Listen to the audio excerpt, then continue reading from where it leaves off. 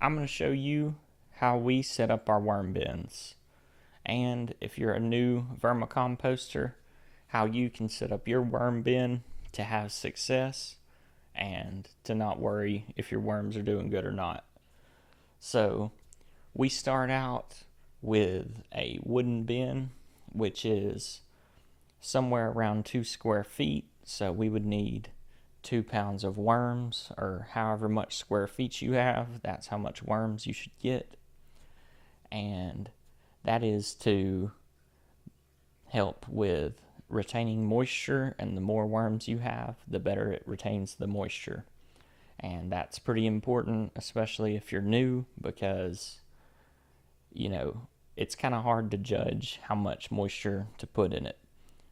So, and we start out with the wood bins, like I said, and there's a lot of ways you can do it. They'll be fine in pretty much any container, but we choose wood because it's a natural local resource that we can use instead of a plastic tote that came from who knows where. And you can also drill into the wood easy, and it doesn't make a mess. And if it's untreated wood, you can then compost that wood. So that's why we like using wood. And also on the drainage, you want it to drain out the bottom. That way you don't drown your worms, because the worms can drown if they have too much moisture because they breathe through their skin. So you want to get it about like a brownie mix. But with the bedding, we use peat moss, and the peat moss is another local resource that we can get and not order offline. So the peat moss is then broke apart and then got with some water, and it takes a lot of water to hydrate peat moss. So it's a lot more than you think, and you can't really overdo it because you have a drain hole in the bottom. So you want to get it, when you squeeze it, just a few drops come out, and that's perfect. So, and then you just want to keep that moisture level as close to a few drops coming out as you can, and don't go too super wet with it or let it get dry. And so there is other bedding that you can use, like cocoa core, but we go with peat moss because we can add oyster shell flour to it to make it a more neutral pH, because they're very acidic. So, and that also adds calcium to the bin and gives the worms their nutrients as they move through the soil. And also the oyster shell helps with their gizzard, so they can process the food more easily.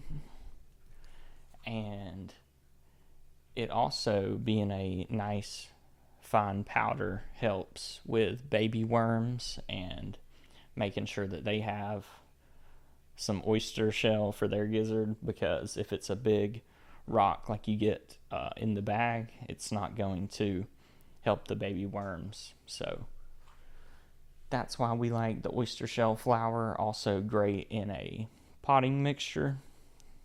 And also, this is pretty much the exact way to set up your own potting mix.